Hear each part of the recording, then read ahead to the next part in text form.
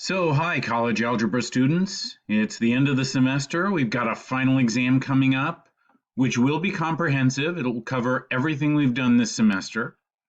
And I've got a final review sheet posted on Canvas with a bunch of problems to review all that we've done throughout the semester and give you an idea of what kinds of things could be on the final.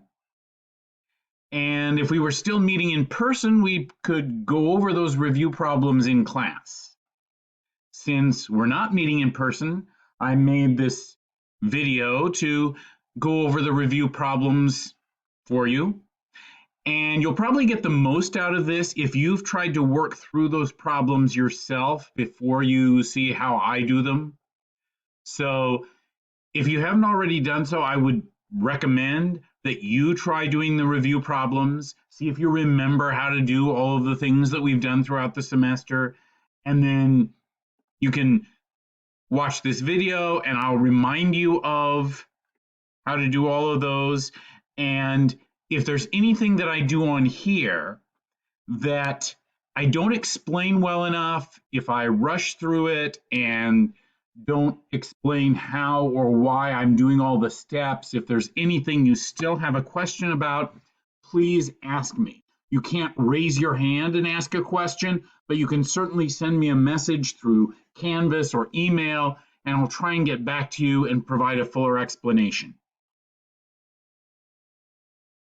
So the review sheet starts with some chapter 6 and 7 type of problems, because that's what we've done most recently.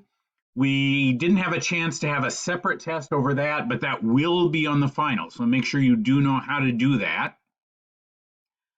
And the directions for the first few problems say, solve each system using the method of your choice.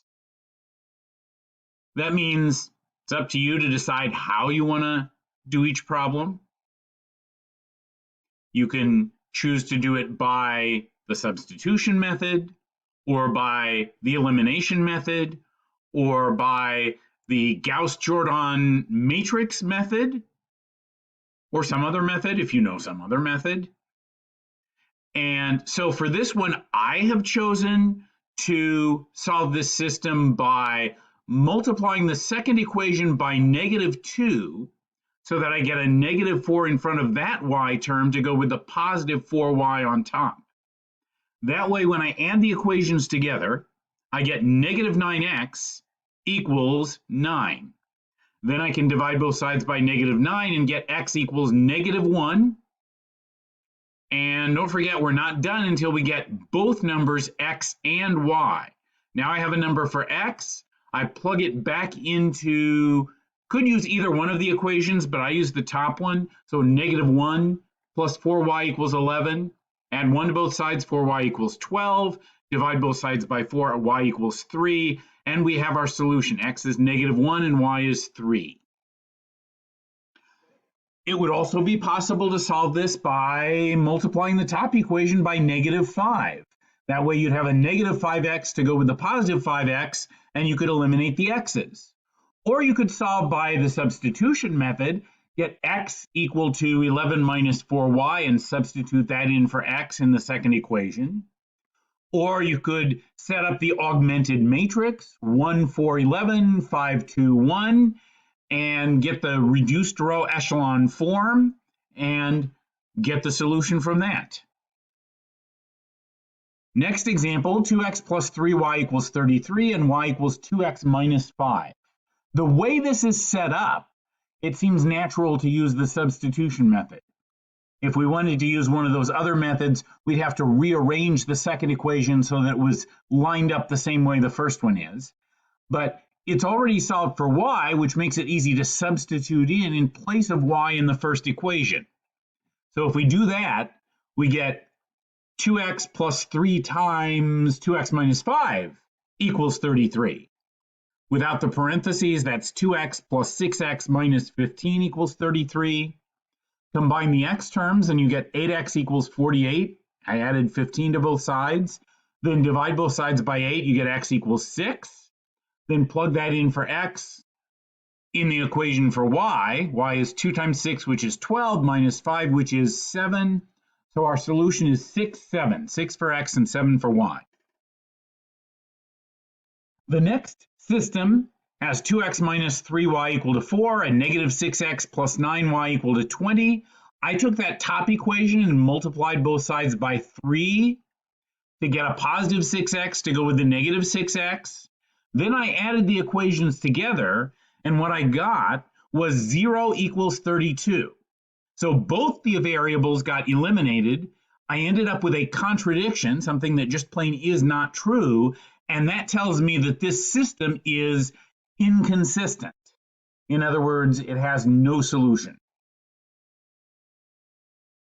Here's a nonlinear system because it has an x squared in it. Y equals x squared minus 5 and y equals x plus 1. So I can just substitute in x squared minus 5 in place of the y in the second equation, and I get x squared minus 5 equals x plus 1. That's a quadratic equation. I'm going to solve it by getting everything on one side equal to 0 on the other side and factoring, then set each factor equal to 0, so I get x equals 3 or x equals negative 2. Now remember, I need a y to go along with each one of those x's.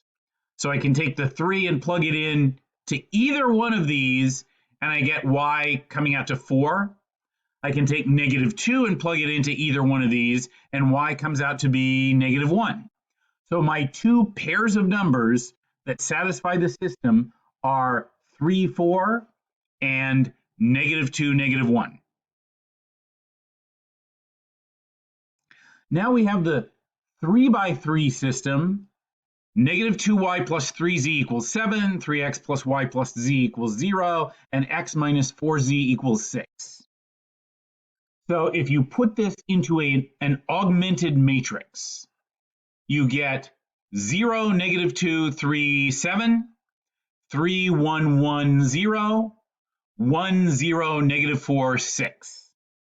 Now I have chosen to go ahead and solve this by hand, but if you have a graphing calculator or an app that will give you the reduced row echelon form of a matrix, you can certainly use that to jump directly from here to here. But I did it myself using the row operations. I wanted to start by getting a 1 up in the upper left corner so that that could be the leading one of the first row. And the easy way to do that was, because there was already a 1 down here in the third row, I just interchanged the first and third rows. So row 1 and row 3 switch places. Now that I have the 1 in place, I want zeros everywhere else in that same column. So where there's a 3 in row 2, I want there to be a 0. How do I turn a 3 into a 0? What can I add to it to get a 0? That would be a negative 3. Where am I going to get a negative 3 from? Well, I'm allowed to add a multiple of one row to another row.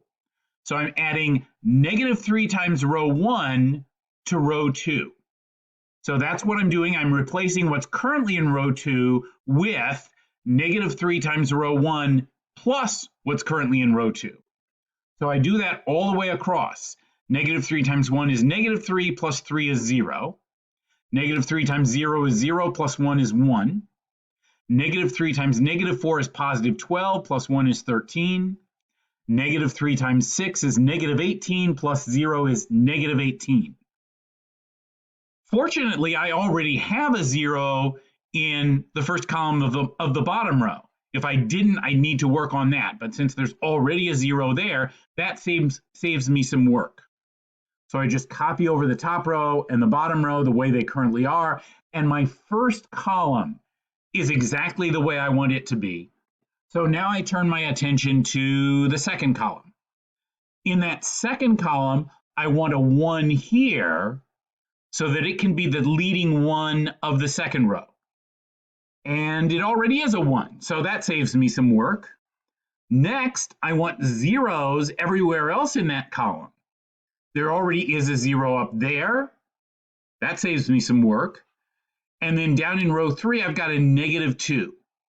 How can I turn a negative 2 into a 0? What can I add to a negative 2 that will give me a 0? Answer: a positive 2. And where I'm going to get that from is I'm going to take 2 times what's in the middle here so that I can add it to what's on the bottom. So I'm taking 2 times row 2 and adding that to row 3. I do that all the way across. 2 times 0 is 0 plus 0 is 0. 2 times 1 is 2 plus negative 2 is 0. 2 times 13 is 26 plus 3 is 29. And 2 times negative 18 would be negative 36 plus 7 would be negative 29. Now the first column and the second column are both set up the way I want them to be, so I turn my attention to the third column. In the third column, I want there to be a 1 down here in row 3 so that that can be the leading one of that row. Right now there's a 29. The way to turn a 29 into a 1 is just to take this bottom row and divide through by 29. Or if you want, you can think of it as multiplying through by 1/29. But that's the row operation where you're allowed to take a row and multiply or divide everything in that row by the same number. So when I divide through by 29, that turns it into 0, 0, 1, negative 1. Now that I have the 1 in place, I need zeros here and here. To turn the negative 4 into a 0, I take positive 4 times row 3 and add it to row 1. And I'm also going to want to turn the 13 into a 0. So I take negative 13 times row 3 and add it to row 2. Row 3 itself does not change. It's still 0, 1, 0, 0, 1, negative 1. But when I do 4 times row 3 plus row 1, 4 times 0 is 0 plus 1 is 1. 4 times 0 is 0 plus 0 is 0. 4 times 1 is 4 plus negative 4 is 0. And 4 times negative 1 is negative 4 plus positive 6 is positive 2. When I do negative 13 times row 3 plus row 2, negative 13 times 0 is 0 plus 0 is 0. Negative 13 times 0 is 0 plus 1 is 1. Negative 13 times 1 is negative 13 plus 13 is 0, just like we planned. And negative 13 times negative 1 is positive 13 plus negative 18 is negative 5. Now that I have reduced row echelon form, however you got it, you can look at this and see that it tells you that the solution is x equals 2, y equals negative 5, and z equals negative 1. So that's the solution to the system. Now, in this last part of number 1, I have some matrices that are in reduced row echelon form, and I want you to tell me what the solution is to the system that they represent. So if you started with a system of equations, wrote the augmented matrix, got the reduced row echelon form of that matrix, and this is what you got, what would that tell you about the solution to the system? Well, the first one, the solution is x is negative 2, y is 11, and z is 9. So negative 2, 11, 9 is the solution. In the second one, notice there's only 2 columns for variables. So this would have been a system with 3 equations, but they only involve the 2 variables, x and y. So the top row of the matrix tells us that x equals 4. The middle row tells us that y equals 14. And the bottom row doesn't really tell us anything. It just says 0x plus 0y equals 0, but that's going to be true no matter what. So our solution is 4 for x and 14 for y. Notice there is no z, there's only the 2 variables. And the third matrix, well, that bottom row tells us there's no solution. The top row wants to tell us that x equals 0, and the second row wants to tell us that y equals 0, but the third row is trying to tell us that 0 times x plus 0 times y plus 0 times z is equal to 1, and that's impossible. You can't get a bunch of zeros adding up to 1, so that tells you that the system is inconsistent. It has no solution. Okay, so that's it for the chapter 6 and 7 stuff. I'll end this video here and come back in part 2 and go through the rest of the review problems.